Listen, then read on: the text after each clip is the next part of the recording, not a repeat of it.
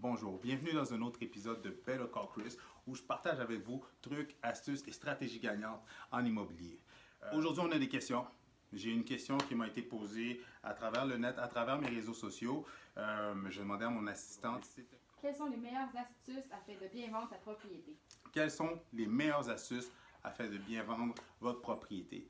Par expérience, ça fait quand même depuis 2010 que je suis dans l'immobilier. Je pourrais dire s'il y a 3 facteurs qui peuvent faire toute la différence dans votre mise en marché. Premièrement, on peut commencer avec la localisation parce que c'est sûr qu'une propriété bien située, proche des métros, proche des commodités, des transports en commun, avec plusieurs choses alentour, une propriété bien située va toujours bien se vendre à cause de sa localisation. Donc, c'est sûr que premièrement, la localisation, c'est un très bon point. La deuxième chose que je pourrais vous dire, qui est un incontournable, qui fait quand même la plus grosse des différences, c'est le prix.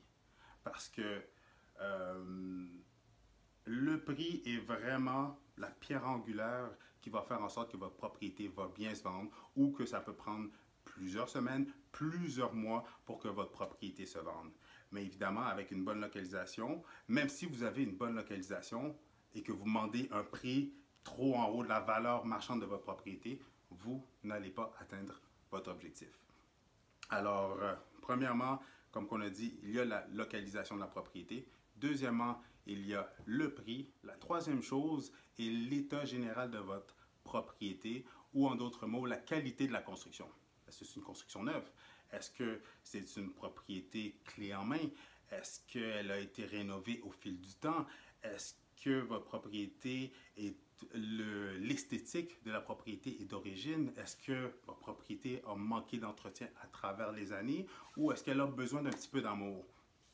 Le prix que vous allez afficher va devoir quand même aussi refléter l'état de votre propriété. Ce n'est pas parce que vous êtes dans un bon secteur avec une propriété qui est en train de tomber que vous allez pouvoir demander le gros prix. Donc, il va falloir que le prix reflète l'état de la propriété.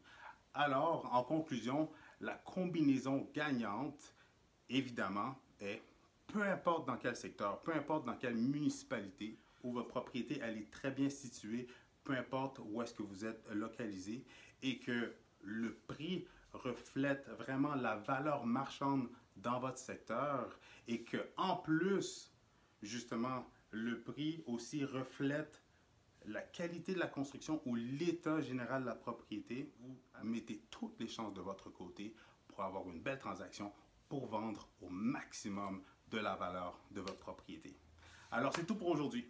Si vous avez des questions, des commentaires, des faits vécus ou quoi que ce soit, ou des choses que vous aimeriez que je n'ai pas développées aujourd'hui dans cette vidéo, inscrivez-les dans les commentaires plus bas. Ça va me faire plaisir de commenter avec vous, de partager et de justement vous donner les astuces gagnantes pour vous aider dans votre future transaction. Alors, merci et à la prochaine.